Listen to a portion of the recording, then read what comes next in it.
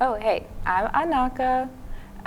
Thank you, Danae, for being here. Thank you, Jordan Schnitzer Museum of Art at PSU for having me. I grew up in Portland. I call myself an artist, an alchemist, and an archivist. I'm really interested in ethnographic research and how to document our experiences and our practices, specifically around sacred wisdom and creation building through film and photography. So, for the past 10 years or so, I've been documenting artists and creators in my community in this project called Activate Archive. So what I'm showing in this exhibition is a continuation of a series called Activate Portals, where I'm presenting real life experiences of what's within the archive. This particular performance is just me performing in the trees that raised me in Portland, Oregon. We just shared some beautiful clips of your work. I want to get into knowing more about what was just shown. I want to ask, what is your connection to the places you have performed in, and what is the intention of this work? Okay, so this is the first time that I've filmed a performance of myself and presented it as a piece in a gallery such as this. And because the gallery show is surrounding Black artists from Portland, I wanted to dedicate the location to being from here. I film myself dancing with the trees who raised me, meaning the trees that are near where I grew up, and a place where I was able to go to a lot as a kid.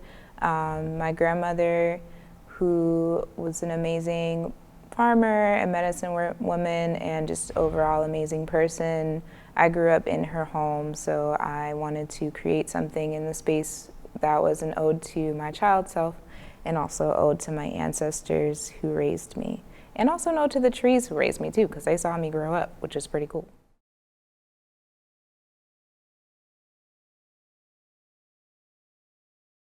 Hi, I'm Cameron Groh. I'm a comic studies student and host of the student radio show In the Gutter on KPSU. And here's the person I'm talking to, Yep. Stephen Christian.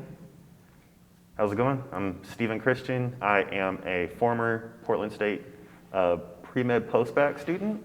I was also in the comic studies program, and I'm currently a medical student at the University of Nevada, Reno.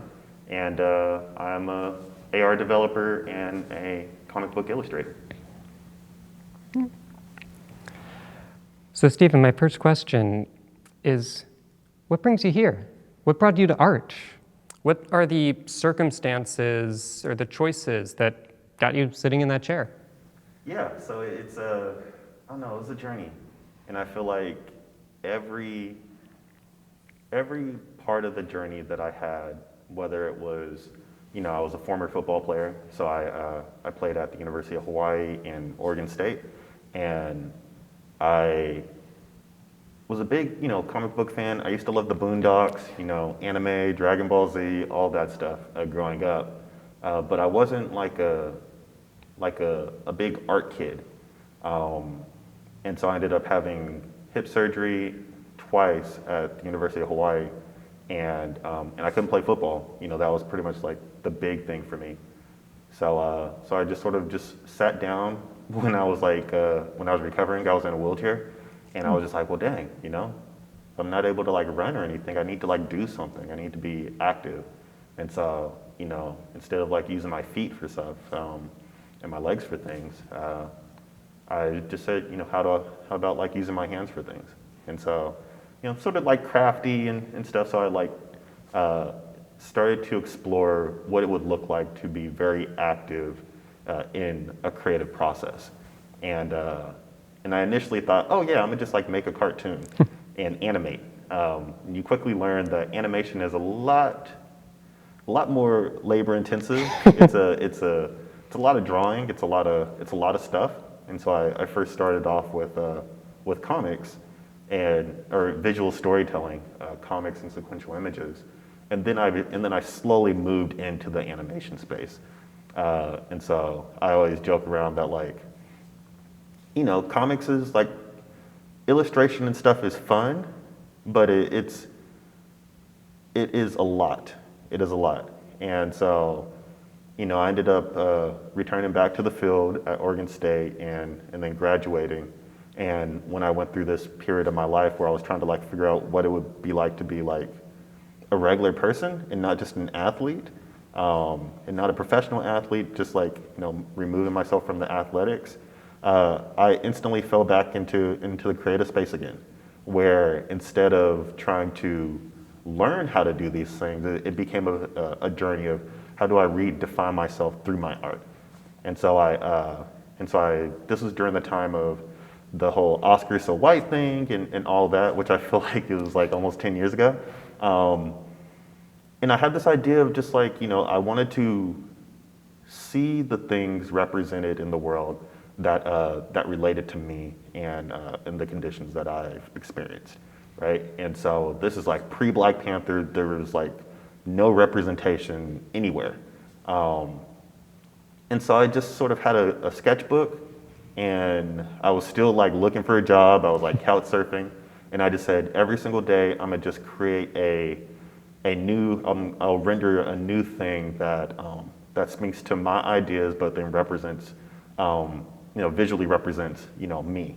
And so I created this series called Black Superheroes Matter, and it was just taking my favorite superheroes and comic characters and looking at them through the eyes of children of color, Black children.